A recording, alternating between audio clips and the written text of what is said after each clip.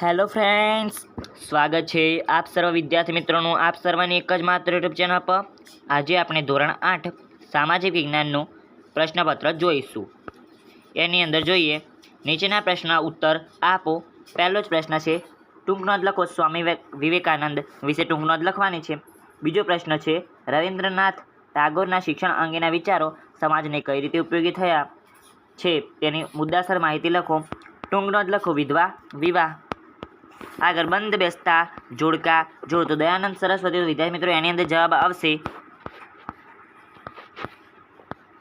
લાહોરની અંદર એગ્લો વૈદિક કોલેજની સ્થાપના કરી.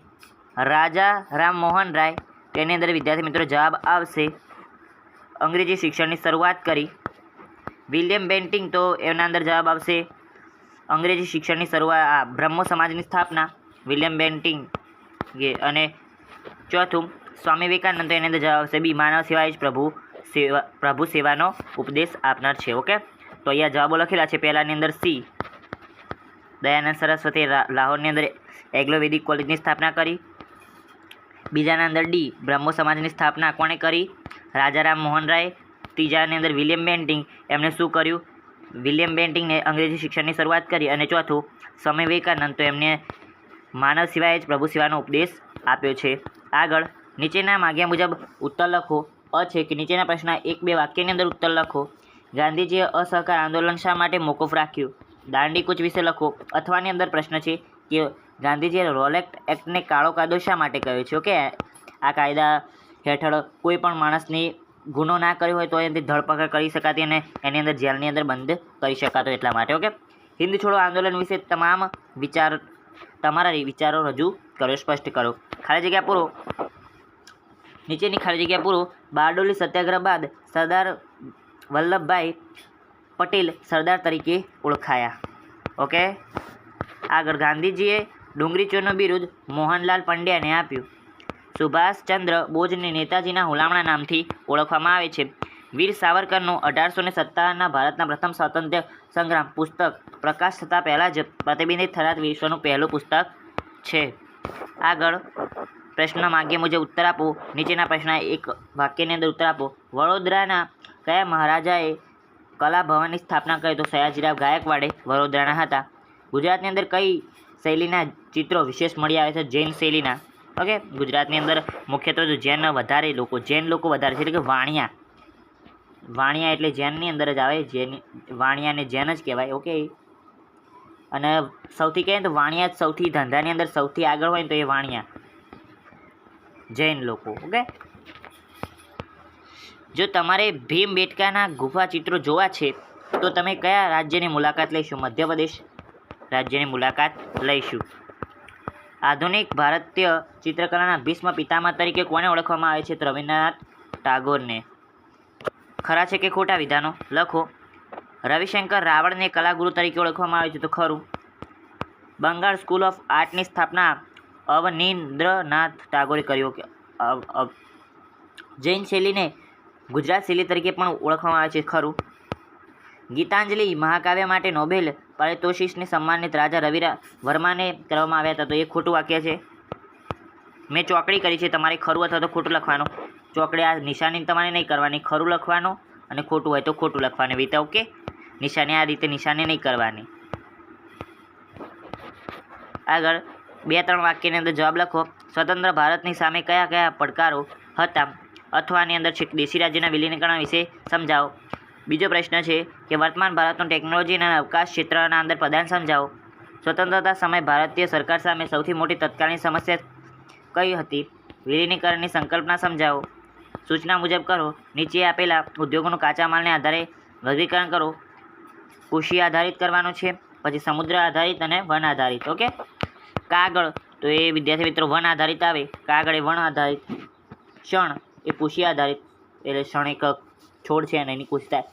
કાપડ એ પણ કૃષિ આધારિત. મત્સ્ય સમુદ્ર આધારિત. મકાનનું નિર્માણ વિદ્યાર્થી મિત્રો એની અંદર વન આધારિત જ થાય ને, કારણ કે એના અંદર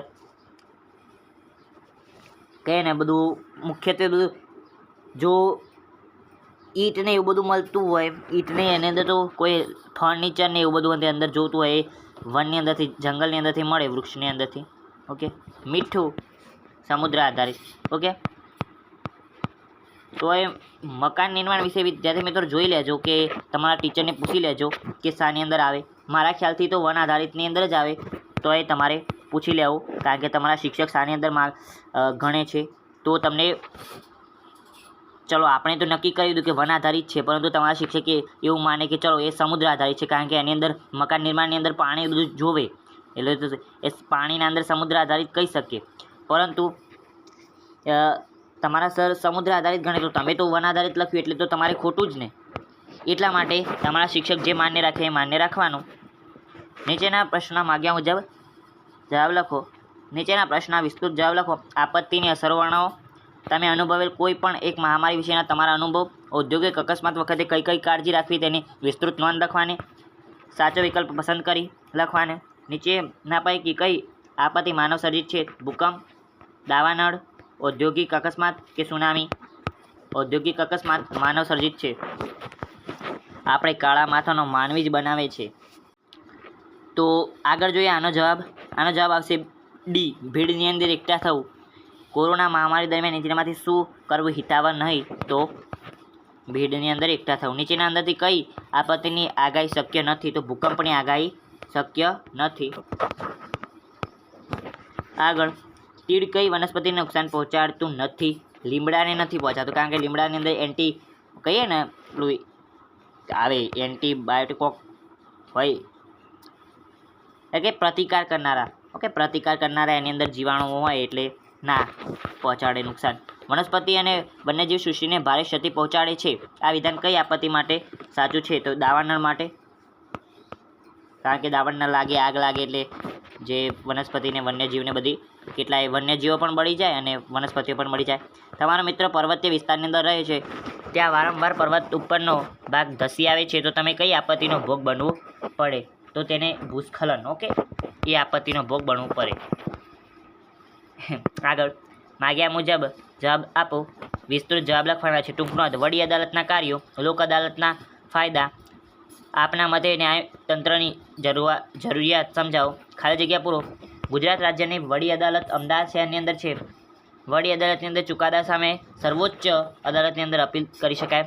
ન્યાયતંત્રને ઝડપી અને બિનખર્ચાળ બનાવવા માટે લોજ અદાલતનો કાર્યરત છે. અને વિદ્યાર્થી મિત્રો, જો સર્વોચ્ચ અદાલતની અંદર પણ તમને ન્યાય ન મળે તો તમારે કઈ અદાલતની અંદર અરજી કરવાની એ તમારે મને કહેવાનું છે. ઓકે, હું તમને નહીં કહું, તમારે મને કહેવાનું છે. ચોરી, લૂંટફાટ અને ખૂન, મારામારી વગેરેના દાવાઓ ફોજદારી દાવાઓ તરીકે ઓળખવામાં આવે છે.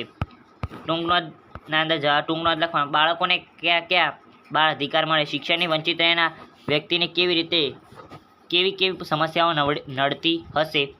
14 વર્ષની ઉંમરના બાળકોને રેસ્ટોરન્ટની અંદર કામ આપવું યોગ્ય ગણાય? શા માટે? ટૂંક નોંધ લખો. 10મો પ્રશ્ન છે કે અકસ્માત માટે મુખ્ય કારણો લખવાના છે. તમારા ગામની અંદર સરકારશ્રીની વિવિધ યોજનાઓની અંદરથી કયા કામ કરવામાં આવે છે એ લખવાના. આગળ આપણો 3જો પ્રશ્ન છે કે ડ્રાઇવિંગ લાયસન્સ મેળવવા માટે કઈ પ્રક્રિયા પસાર થવું પડે અને સરકારની આવકના સ્ત્રોત વિશે સમજૂતી આપો. તો વિદ્યાર્થી મિત્રો, આ હતું સરસ મજાનું તમારું પેપર. ફરી મળીશું. પીડીએફ ફ્રીની અંદર મેળવવા માટે સ્ક્રીન ઉપર તમને દેખાતું હશે કે વોટ્સઅપ ગ્રુપની લિંક નીચે ડિસ્ક્રિપ્શનની અંદર આપેલી છે, ત્યાંથી તમે ફ્રીની અંદર પીડીએફ મેળવી શકો છો. આવજો, tata, goodbye, take care, love you all.